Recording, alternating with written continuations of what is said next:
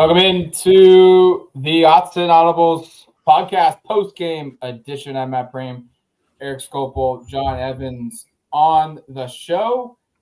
We are back from Autzen. We got an experience there today. It was perfect football weather, like mid-low 50s, sunny, not a cloud in the sky. And we were treated to a football game in which Oregon beats USC 42-27. Oregon gave up a lot of yards through the air, 330, by far the most that they've given up all season long. It's probably been a while since they've given up 330. I think at the tip of the cap to USC's offense and the talent they have at that receiver position. They had 130 penalty yards for Oregon. That's a lot.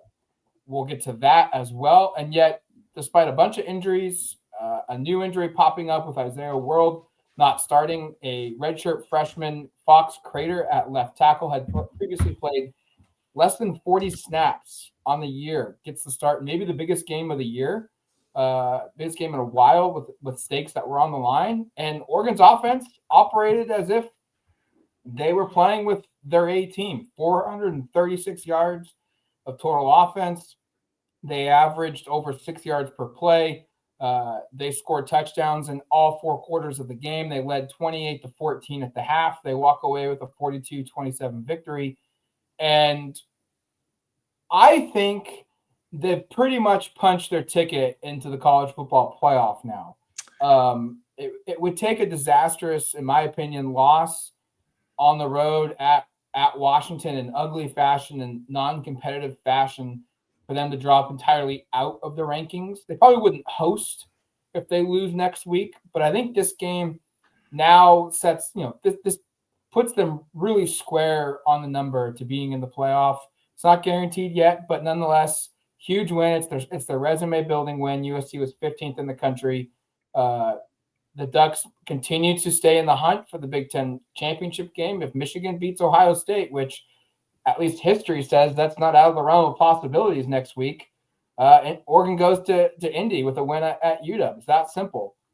This was just an overall sloppy at times, but nonetheless, I think still really impressive with all the injuries that they've sustained and the team that they were playing and the talent that they have on the offensive side of the football. And Oregon basically kind of controlled the momentum of this game for 2/3, almost the entirety of the length of the game, which was, by the way, an incredibly long football game. I think 4 hours and 26 minutes of football. Really long game. It was a long game, felt like a long day. The press conference was long, but I'm not here to complain. This was really exciting. And like, to go back to where you kind of started there, Matt, with what Oregon didn't have. Like, at points in this game, they're playing only their starting guards are on the field on offense. I mean, Poncho misses a whole heck of a lot of this game. We'll be curious to see on the snap counts on PFF, like what the splits were, but like Charlie Pickard redemption game, like last year, people very much maligned player. Fans were not thrilled with how he played early. I think it was warranted. I don't think he played well. Fills in a huge spot, just like a Fox Crater, who Matt mentioned was playing left tackle for the majority of this game. And like, aside from one illegal snap, didn't seem like there were a lot of snafus. The offense puts up 42 points regardless. Jeremiah McClellan goes to the locker room on like the first or second series of the game. I'm kind of going like, is this going to be a Brady Bidwell playing a Justin Hoffman role in the second half? Like, is this going to be a game where we're looking at like walk-on receivers getting actual roles because they're just low on numbers? They're fortunate he was able to come back. Alex Harkey misses part of a series, and you've got Kavika Rogers, who had most recently been playing guard at right tackle. I mean, you kind of go through all of it, and it's incredibly impressive the way they were able to get this done and to hang 42 on a rival in a game that meant a lot. This is a total tip of the cap game. This is a game you should be really proud of. I'm sure the staff is really proud of this. Like, there was a lot of things working against them. The officiating was probably one of the things we should talk about. I got some thoughts here, and I know these guys do. Boy, was it rough. On some of the pass interference calls, on whether or not they need to kind of flag every single chirping back and forth, but like, I guess I'm happy they were kind of consistent with that. I'm sure we'll talk about more thoughts on that. But just the way the offense was able to perform in a game where USC scores 27 points, it's the second most points an opponent scored on Oregon. The offense needed to be able to find some answers, and regardless of what personnel groups were out there, they did. Dante deserves a lot of credit. Kenyon Sadiq again proves his worth. I think Malik Benson and Noah Whittington, a couple other heroes on offense, and then obviously the guys who replaced the injured players as well. Just a really impressive total team performance that carries a lot of weight, means a lot. I think will be pretty memorable years from now, kind of looking back at this one. Pretty good way to spend a Saturday, John. Yeah, I mean, Dan's been saying strength in numbers all season, and we saw it out there today, and we've seen it over the last couple of weeks where Oregon has been, just 3-4 games in a row now where Oregon has all of a sudden it's Saturday and there are names on the availability report that people are like, wait, why is that guy there? Mm-hmm. And then all of a sudden game plans have to change, and we've seen this team's ability to adapt to that today with the offensive line. Even I think about Kavika Rogers stepping in, and a guy who hasn't played really right tackle since his freshman year 2 years ago, and he comes in and plays a couple of series to fill in for Alex Harkey. When things, it did look sloppy at times, especially in the start of that second half, but as many things didn't go Oregon's way today, they played a really good football game, man. Dante Moore was going up and down the field. They ran the ball all over USC, and USC couldn't do anything on the ground. So this was a complete football game by this team. You saw flashes on even special teams from Malik Benson. So excited to see what this team does next week, because like Matt said, I think, college football playoff is where they're headed after a win like this. Dante Moore again looked really spectacular for the Ducks. 22 of 30, 257. I know he threw an interception, but 73% completion percentage, 160% or 160.6 QB rating, 2 touchdowns. He had a really good run on another one. I know he's got negative yardage, but that was because of I think a running back or a receiver going across his body when they should not have had the ball and knocked it out of his hands. It's not his fault. His throws to Kenyon Sadiq, he had one, I think it was to Malik Benson as well, Jeremiah McClellan. He had a couple of them that were just like, oh my gosh, like unbelievable layering. The second touchdown pass to Kenyon Sadiq was truly an impressive, unbelievable catch, too, by the way, but also put it basically in the only spot that Kenyon Sadiq could go up and get it, and he did. And then the run game, like, Dan Lanning shouted him out post-game. Noah Whittington, the last 5 games, I think, Erik, what you said, like he's averaging 100 yards a game now. The last 5 games, again, 19 carries, 104 total yards on the ground, rushing a touchdown, 5.5 carries. And this was a guy that I felt like his long for the night was 17 yards. So it wasn't like he had just massive chunk plays left and right to get this 104 yards. He fought hard. He ran hard. He broke through tackles. And in the second half, especially late in the fourth quarter, he was getting face masked. He was getting horse collared a couple times. Yeah. And no flags were being thrown. I mean, we'll transition to the officiating here in a little bit. But I think offensively, I know Minnesota was impressive. I know Rutgers was an impressive performance. I think Oregon State was an impressive performance. But this one, to me, this might be the game of the year offensively for the Ducks, because time and place, know the context, know the situation of what was at stake. You were down your left tackle, an NFL guy, Isaiah World, played limited snaps. I'd be really curious if he played more than 25 snaps, if that. I'm estimating like 20 is my yeah, like it was low. And your right tackle at some point goes down in the game. Poncho goes down at center, who's your best offensive lineman. Charlie Pickard, a senior, which that storyline is going to get completely lost in the shuffle of Charlie Pickard showing up and looking very much like the guy that maybe we anticipated last season when he started early in the year. You're out your top 2 receivers. Gary Bryant Jr. and Decory Moore both don't play in this game. There was a point where Jeremiah McClellan left the field to go into the locker room for some kind of shoulder injury. And you're playing in a game where you cannot lose. If you do, you're out of the playoffs. And this offense rolled up 436. They rolled up 42 points. I guess 35 because Malik Benson scored on a special teams touchdown. They looked really good. 4 for 4 in the red zone. They ball control. They won the time of possession of 33 minutes. They had over 11 yards per completion. They were 7 of 12 on third down. They had 26 first downs in this game. I know they had some penalties that kind of made some drives really harder than it needed to be for scores. And they had a drop and they had a penalty in the first half. That was the only reason why USC stopped the Ducks. They scored their first 2 touchdowns on their first 2 drives. They scored their 3rd touchdown of the game on their 4th drive of the game. And a Charlie Pickard false start snap and a Jeremiah McClellan drop was the reason why Oregon punted on their first possession in the second half, or in the second quarter. This offense was really good. Time and place, knowing what was at stake. This may have been their most impressive performance offensively for me for the year, just because of everything that was on the line and the guys that were out there playing. And without much margin for error either, because you're playing a USC offense that can, as we saw today with the passing game, go up and down the field. So, well, I think the other thing that we'll do our glass half full, glass half empties later. The big glass half full for me for the offense is there was this concern in the middle of the season here coming out of Indiana, even Penn State took a while to get going, and obviously the really wet games, which is like kind of how much firepower Oregon had offensively. Imagine what this is going to look like when they are healthy in December. I was just talking to a buddy of mine on the drive back from the stadium about like the benefit here of not playing in a Big Ten championship game, which is kind of a long shot still, right? Like, I mean, it'd be great for Oregon to repeat as Big Ten champions, but you get yourself 3 extra weeks off, obviously following Washington.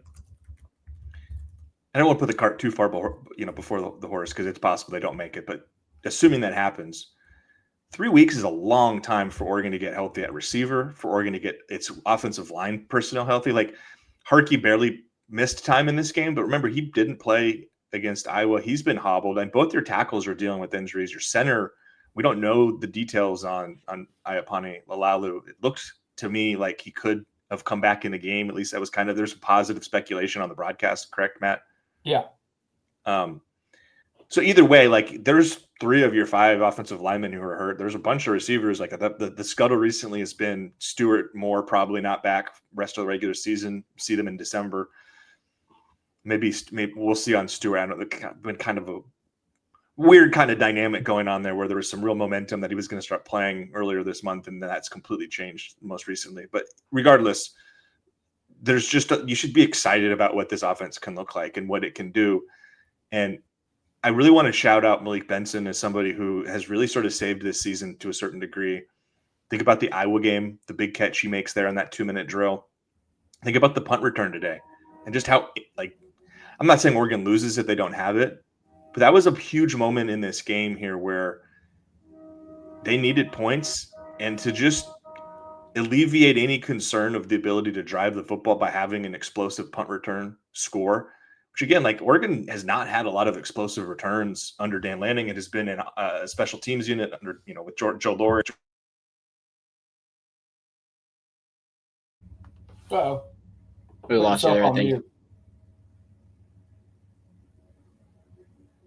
Looks like Erik's mic is no longer connected.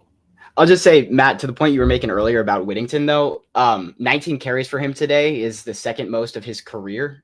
He had one time against Washington his first year at Oregon. He had 20 carries. But over the last couple of weeks, they've just really gone to him. And you were saying only 17 yards on that longest run. They've just been going to him. It's not even today. He didn't break off a 90-yarder or 80-yarder like he did against Rutgers or whatever. They were just time and time again. The physicality he has as a running back at 5'8", 200 pounds. We saw it last year when he ran over that guy into the end zone against Illinois, and then the run last week too. But he is just, they were running him up the middle throughout this entire game and just, picking up those chunks and enforcing their will on USC's defense, who really couldn't do anything about it. Am I back? Yes. All right. I just wanted to finish that thought on Malik and the value. And I think the thing that is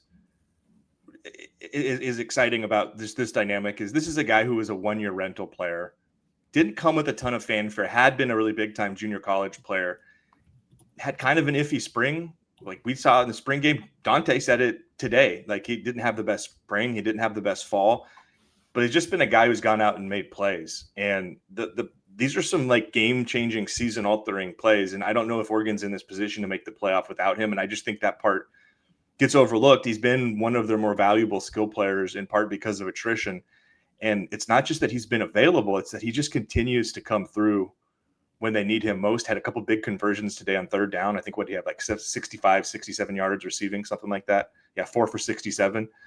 And I know there's like sexier names or more exciting players on this team, but this is a guy who I hope doesn't get overlooked. Hope he doesn't get lost in the shuffle like in 5 years. Hopefully people don't forget about what Malik Benson's contributions were to the 2025 season.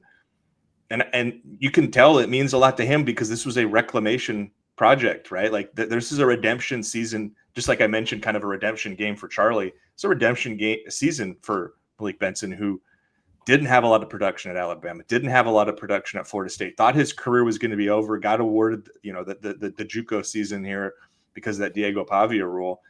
And now he's back. And I know, Matt, we were talking on the walk back to the car about a conversation you had before he got here, and just kind of like setting the stage for like, maybe Oregon's got something with this guy, and to now months later to see it come to fruition. It's pretty exciting. And I wanted to make sure he gets his flowers. It was cool. I remembered we were walking back. Someone in our network messaged me when he committed or signed somewhere around that December period last year, of just like, hey, I covered this guy in JUCO. He was in my state. I saw a ton of his games, and just an anecdote for you, like, the dude's a physical freak, and his JUCO coaches were very adamant that if he had the right system and had a quarterback that could get him the ball effectively and an offensive coordinator that could find ways to get him in space, he could be really dangerous. And the guy was very adamant, like, at Florida State, and it backs it up too. You look at the stats and the quarterback play. The guy that hit me up in our network was like, the quarterback play at Florida State, which we obviously know was not good. The quarterback play the year before that at Alabama was better, but it wasn't what they're seeing right now with Julian Sand at quarterback. And he was buried on the depth chart too a little bit at Alabama. And you're right, Erik. Like, he showed up and he was buried on the depth chart here. Like, he wasn't their starting receiver. He wasn't their go-to guy, their number 2 guy. He played in the games, but it was very evident Corey and Moore is kind of their dog, their number 1 horse. They're gonna hit more of the ball, and Sadiq's their number 2 or number 1 option as well. And Malik has slowly kind of climbed up. His usage has slowly kind of improved and gone higher and higher and higher. And the last couple of weeks, what he has meant to this team is going to be invaluable. And you're right. Like, he's not going to have a year where you look at the record books and he's not going to have the most catches on the team. He's not going to have the most yards. Although now it's possible. He's not that far behind from. He may lead the receivers, because I think Sadiq's going to run away with the total receiving yardage. Actually, it's not that much. Sadiq is 479 on the year in receiving yards, and Malik Benson's at 424. All it takes is a couple big explosive, 65, 70-yard touchdown catches for Benson to move into the first spot here. But he is going to have a reclamation project is perfect for it. And I thought I'll let John go into a little bit more, but the NFL is going to be very much on the table for him at the end of this season. Yeah, because he's got the speed that teams don't pass on. Like, teams aren't going to pass on that at the end of the day, on day 3 or whatever, because he has that, like, D'Anthony Thomas type thing when he's running down the sideline where dudes think they have an angle on him and all of a sudden they don't have the angle on him. But it's also the other things that he's been doing. It's stepping up as a blocker. He's given the effort's been a lot better. I feel like in the last couple of weeks, you've really seen him step up there to, be a consistent presence when they haven't had DeCorian Moore, who was a really good blocker earlier in the season at receiver. And then, like the jump ball stuff he's done, the body control on the sideline, you can tell that connection's really strong there with Dante. I remember them talking about it over the summer, and Benson just saying, like, yeah, he can fit throws in there that I just didn't see at other places. I never was like used to those ones being open.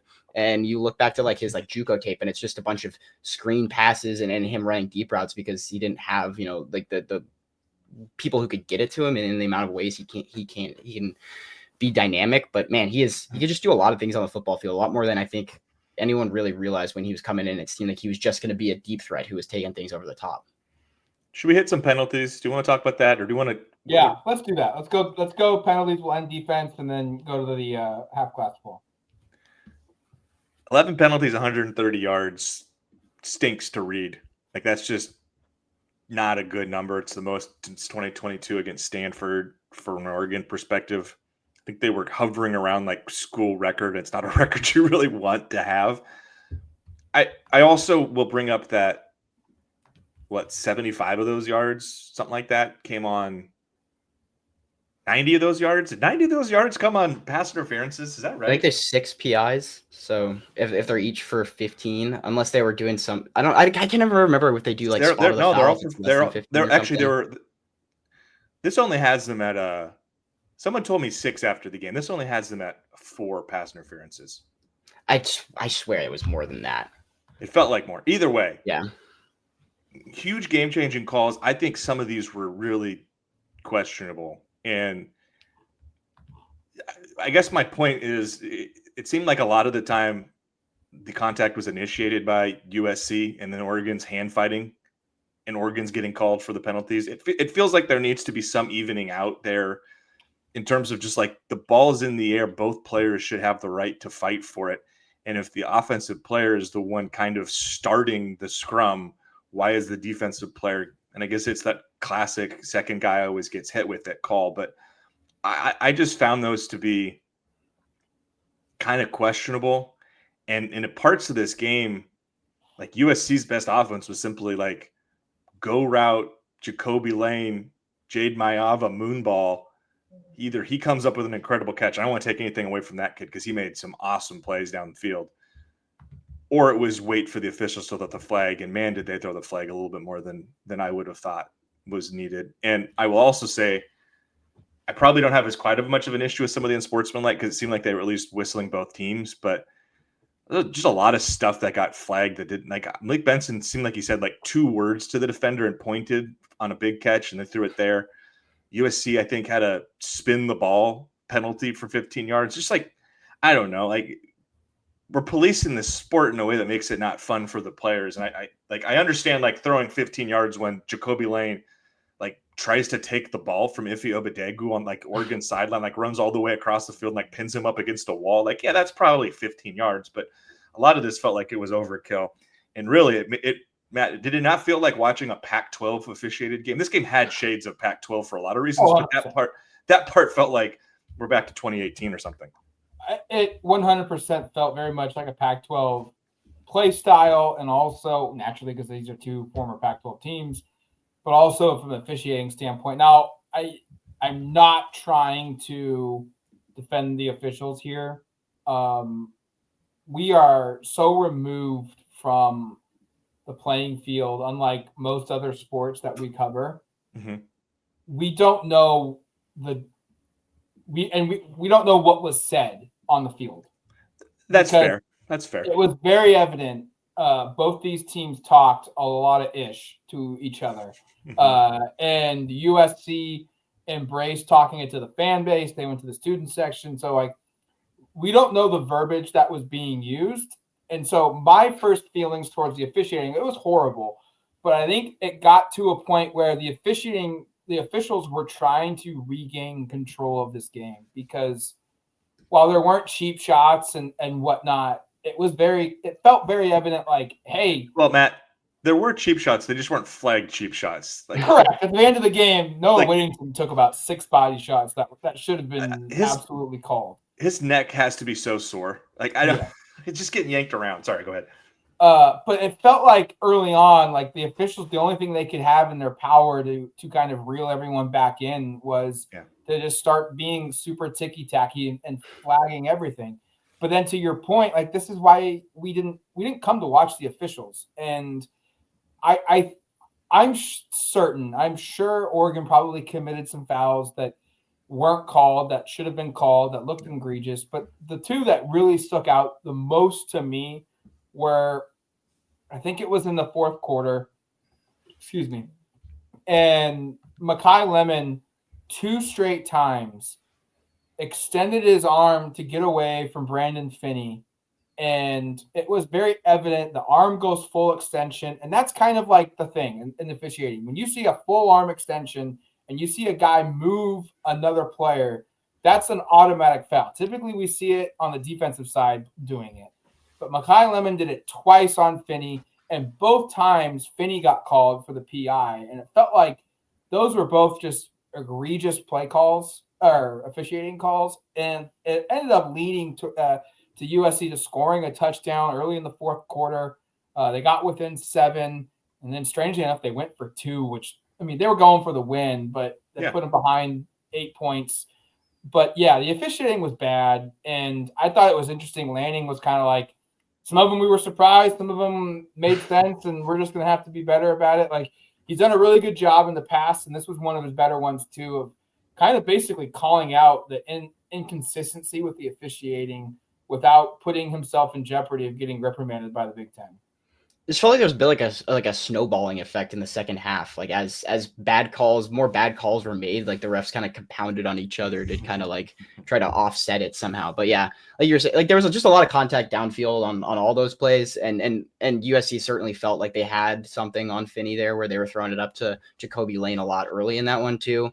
But you know, that's why they have like they let the students into a practice in the spring. Like the only practice. So I went to, because you guys hadn't seen any practice all spring or whatever. And I remember seeing Finney and Offord both had boxing gloves on their hands the entire time to keep them from grabbing stuff. And that's why you do those things with freshman corners. So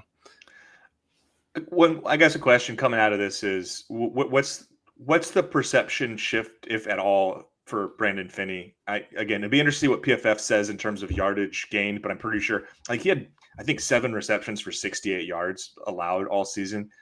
I think Jacoby Lane might have had more than that on his own in coverage or with Finney in coverage. I'm going to guess Finney was giving up over 100 yards receiving in this game. Obviously the penalties as well. I still think he's awesome, but this was kind of an eye opener a little bit of just like, okay, you go against elite receiving talent. He's not like immune. He's not a complete shutdown. He hasn't arrived as like the best corner in the country quite yet. Or you can just argue like these guys for USC are awesome and every corner is going to have some fits with them. But I don't know. It was interesting to see how much they targeted him and how much success they had in targeting him. And frankly, at times, and it's not just him, but at times that was their whole offense, was just throwing the ball down the field and having success. Yeah. I mean, can you blame them with how often PIs were being called, or just the ludicrous catches that the USC receivers would pull off? I mean, it worked. Yeah, I get it. But where are we at with Finney? What do you think, John? I don't know. I think some of it too, there was a lot of confidence within Oregon staff about him. And you can tell just with the amount of man coverage they run out there. They run so much more man coverage with this team than they did last year. Just with the corners they have, I don't think there was a ton of safety help over the top for Finney in some of those situations. So maybe USC was saying like, hey, if you are going to leave that kid one-on-one, we're going to throw it at him because we got guys at receiver. We got, there's always the chance for the penalty. So I think that could be something to watch for in these other games. You know, if you get into a Jeremiah Smith situation, and Finney's on him, where is Thieneman and where's that safety shade over the top? Because it didn't feel like there's a ton of that today. Yeah, but also at the same time, you're worried about Makai Lemon. So. Yeah, and like, let's talk about the Lemon part here. He has 7 catches for 34 yards. He also has 2 receiving touchdowns and 1 passing touchdown. So it's not like they completely shut him down. But I thought Jaden Kennedy in general and Oregon's defense in general did a pretty good job. Like, you limit this kind of a player to less than 5 yards per catch. That's a great story. Of course, the other counter is that Lane and Hines have 12 catches for 249 yards, which on its own, just those 2 guys' production surpasses the most production from an opposing pass offense against Oregon all season. Oregon will not have statistically the number 1 pass defense, in the country after this game. 330 yards will change that. But, and kind of to make it positive before we go to the glass half full, glass half empties, unless you guys have more kind of thoughts prior to that, USC at a certain point, I turned to Matt and said, I just think they're going to abort trying to run the football. Like, there's just no success being had there. And it played out that way where, USC's primary 3 running backs carried the ball 24 times for 52 yards in this game. Like, that's just great work by Oregon's front. And it was a lot of different guys, like Bryce Betcher, 13 tackles in this game. He was everywhere.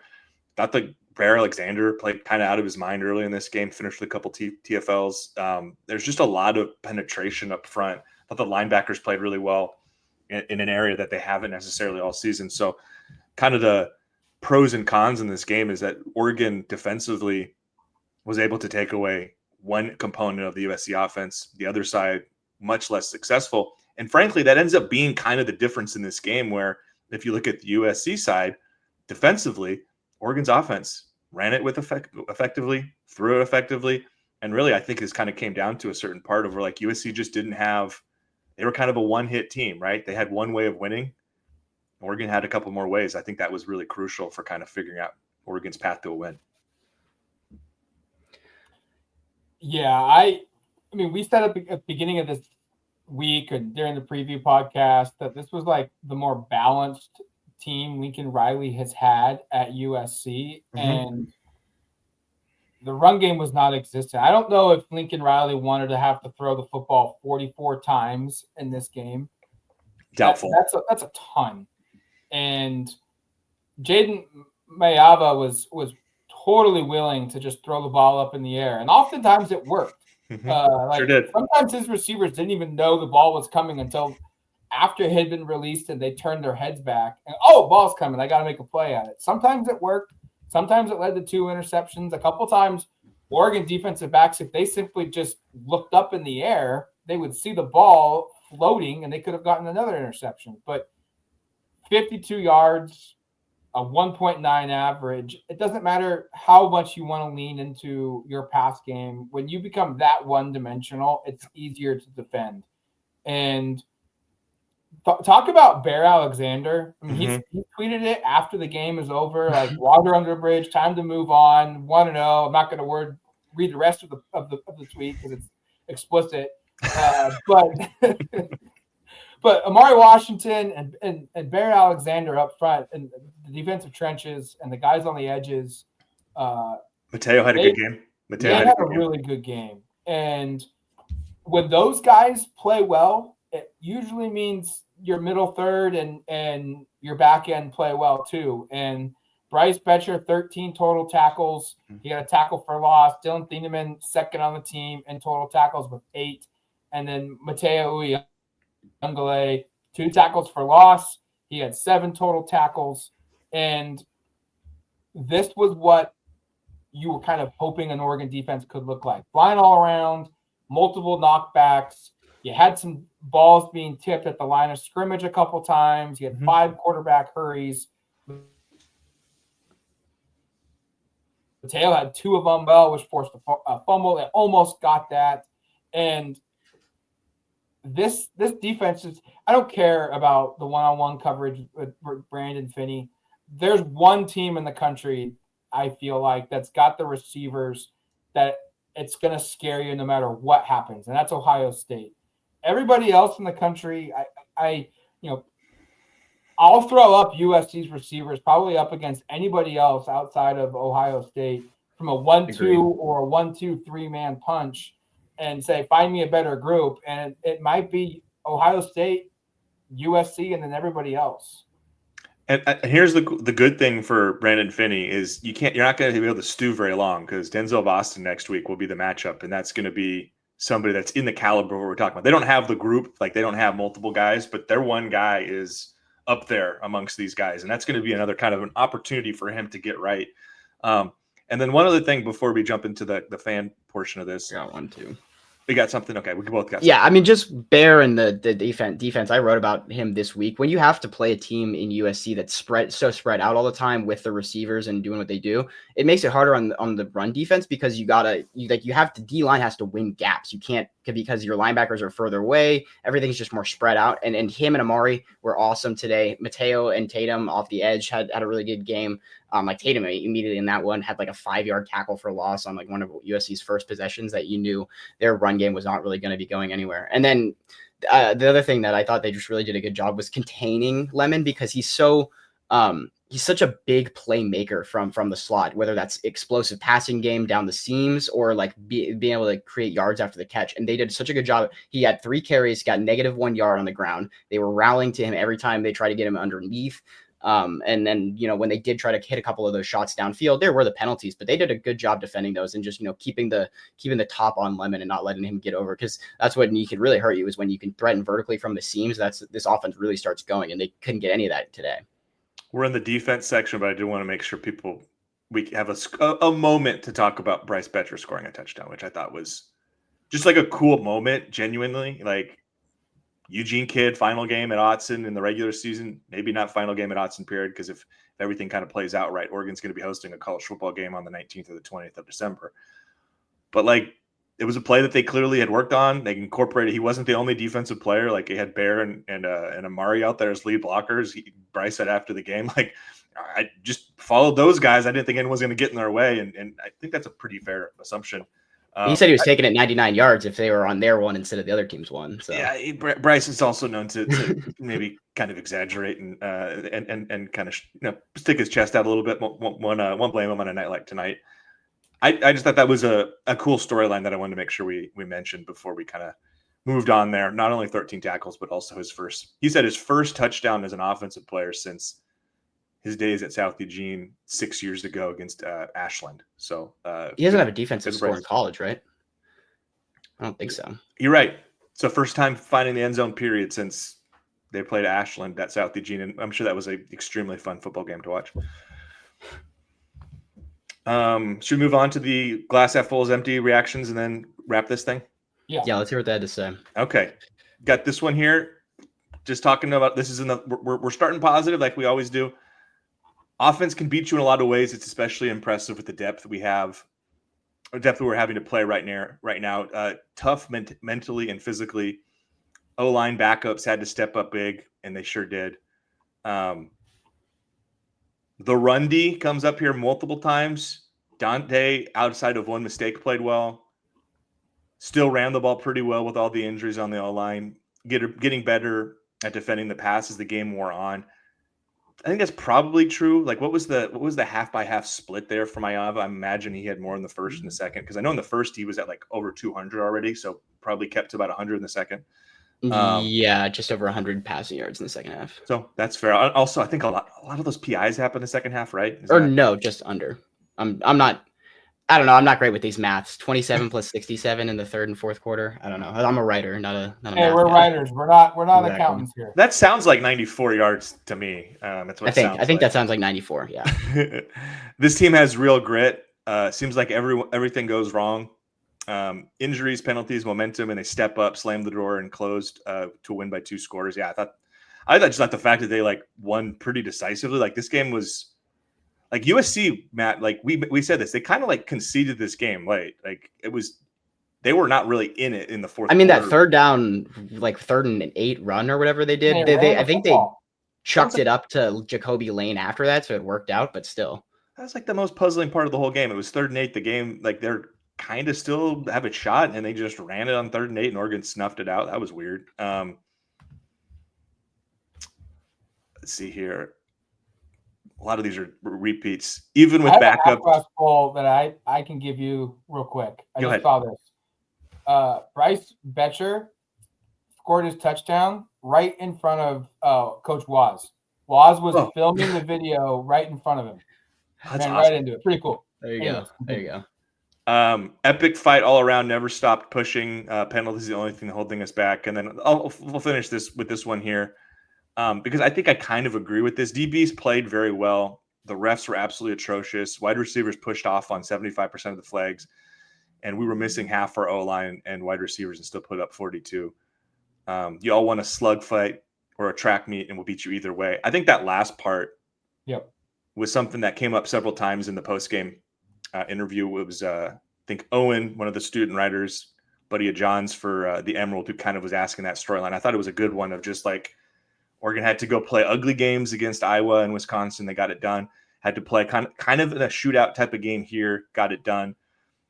There's just a variety of ways this team is capable of winning football games, and we've been doing this long enough to know that's not always the case with every team. And then we'll move on to the glass half fulls here. A little shorter list here. Tosh still can't call a defense against teams with similar body types. I don't know. Do you agree? Do you guys agree? maybe. It certainly wasn't his best day. Certainly, like the defense, it wasn't their best day. It was the second most points they've given up. I don't know. Like, I asked this question on the preview pod, the game prediction, and it actually almost became really close. I said, like, what if USC had 340 yards, I think, or 330 yards of total offense, and it was like 230 passing and 100 yards rushing? Would we be okay with that? And we were like, yeah, they scored 20 points. They win the game. And they had 382. They had 27 total points. They ran for 52 and 330. And like at some point, you also have to acknowledge you're not going to have Oregon State or Oklahoma State type performance against elite teams. That just doesn't happen. They have good players too. And Makai Lemon will be in the NFL in the first round. Jacoby Lane will probably be in the NFL in a high draft pick. And like Tanuk Hines probably is next year's Jacoby Lane or Makai Lemon. Like, that we're going to be talking about, oh, man, this guy's an NFL dude whenever he wants to go pro. His name didn't even come up once in our preview, and the guy had 141 yards, like the most yards from scrimmage of anybody in this game. Should have talked about that guy more. And credit to Oregon's defense, by the way, for doing enough to take away some of the other options where he was heavily targeted, but obviously credit to him for making plays. DPIs, and this person says a couple of them were legit. Also, Benson's unsportsmanlike penalty. And then he says this, even overall, even for a half-empty person like myself, you've got to be happy with it when there's this many receivers and O-line down. I was sure Pancha going out was going to turn the game. I worried about that too. Matt and I, John maybe remembers this game, but remember when a center went down in an Alamo Bowl, Matt, and all hell broke loose? Oregon had like a 30-point lead. That, sorry. Charlie Pickard, better center than the guy who came in that game, whose name I don't want to throw him under the bus, but people know. I think the point that guy said, though, and what Matt said earlier, you put up 42 points in a game where you're down like half your own line for this thing. You're down your top receivers or whatever. You got to come out of that and say, yeah, the offense did things right. Yeah. I don't think anyone would be happy with the self-inflicted wounds Oregon had at different times during the game. Totally agree. A lot of mistakes in this game. I think like the sequences that were most kind of like confounding was to start the fourth quarter that Jordan Davison, I think, has like a 4-yard loss. And then there's the play Matt mentioned earlier where I think it was Noah or somebody kind of comes across on the play and knocks the ball out of Dante's hand. And it was 2nd and 4 with a chance to go up 3 scores and put this thing on ice. And yet they make 2 mistakes that aren't officiating related and they have to punt. USC comes down, cuts it to a 1-score game. And you're kind of going like, I hope that sequence isn't what ends up flipping this one. A couple more and then we'll wrap this one. Run the freaking ball, stop with the screen, stop the boneheaded penalties. Agree with the last part. Thought they ran the ball. Like, what was the splits on this? Didn't they run the ball more than they threw it? 41 runs, 30 runs. 41 times. I mean, the screens are just an extension of the run game. And it is what it is. Like, how many? It is a run call, basically. Like, that's how you operate it within the offense. How many screens do we think we're actually running this game, too? I don't even feel like it was that many. I mean, there was a couple of them, as there always are, but... I get the run the ball part in certain portions of this game, though, because I did feel like after Oregon gets the Kennedy interception, or whatever was Kennedy the second one in the second half? Yeah. And then Dante's throws the pick. It just felt like that was a sequence where just run the ball, get the ball down the field, put this thing away, and instead they kind of let this game linger for a little bit. Didn't really have that put the foot down moment early. And then last one here, Big Ten referee and decision makers. Yeah. Cosign. Didn't think they did a very good job. Real quick, I wanted to share something. I tweeted this as we were hustling down the stairs of the 5th floor of Autzen Stadium to get to the press box or the press conference. Was this the last regular season game at Autzen Stadium for Dante Moore? First of all, some people need some better reading comprehension. I said regular season game. I'm fully aware that they could host a playoff game. So the people that use that as an excuse to not vote, read better. Okay. Yep. Was this the last regular season game at Autzen Stadium for Dante Moore? The Oregon fan base has had over 800 votes so far in a 3-hour tweet, and it's overwhelmingly he's coming back. I think it's fair to say that, like, think this is a big enough sample size of fans that are diehard, dialed into the program. 93% think he's coming back. Only 7% believe he's going to go pro. There's a lot more left to play out this season, but that's kind of where the fan base is at going into this season, or going into the last game of the regular season, where they anticipate their starting quarterback to come back next season. I think I do too. I mean, nothing is set in stone, and there's all these potential data points for him to go out there and earn himself a better draft position. I just think there's reason for him to come back. And like, I think there's been I know we've talked about this recently. There's been some rumblings that there might be a lot of Oregon players who are draft eligible who we didn't anticipate would be back, that are like kind of thinking about 2026. Like we'll see how this all plays out. And if Oregon makes a deep enough run in the CFP and enough players get their eyes in front of scouts, like, it could change. But at this point, like, I would expect Dante back, and I think I'm like, Mateo's probably got a better chance of returning than I had thought going into the season. Like, you know, I think Kenyon Sadiq and Amari Washington, consensus seems to be those are first round guys, but I wouldn't be surprised. Should come back. Yeah, I agree. I think at this point it feels like that. And again, he maybe the opinion will change. Tonight was his best game since Penn State. I thought he played really well. But there's seems like there's some momentum that this could be. A lot of these junior guys or redshirt sophomore in Dante's case might end up being back. So I think I'd also vote he'll be back for next year. Not saying it's a certainty, but that feels like where it's going. I think even Todd McShay had a report on this a couple weeks ago, which probably has shaped some of the fan base's perspective of, it sounds like he'd been hearing some positive things. He also heard some not so positive things about Kenyon Sadiq, but we don't have to get into those. Yeah, I just think it would take, you'd have to have some sort of ungodly playoff run where he really solidifies himself as the number one guy going into this draft, where it is a weakish quarterback draft relatively. But I just think you talk about like the 25, 30 starts or however many you want these guys to get before they get to the NFL. Another season would get him there. And if I was an NFL GM, I'd feel a lot more comfortable drafting him after that. So I think in his best interest, he's going to make money here next year either way. So 100%. Couple other things. 12:30 kick, Washington. Yep. That was announced literally minutes before we went into recording this podcast. So Oregon at Washington next week. Another CBS game, their 5th of the year. Oregon should just start charging rent for these guys. Crazy. And then a couple scholarship offers went out following this game. I'll start with the first one.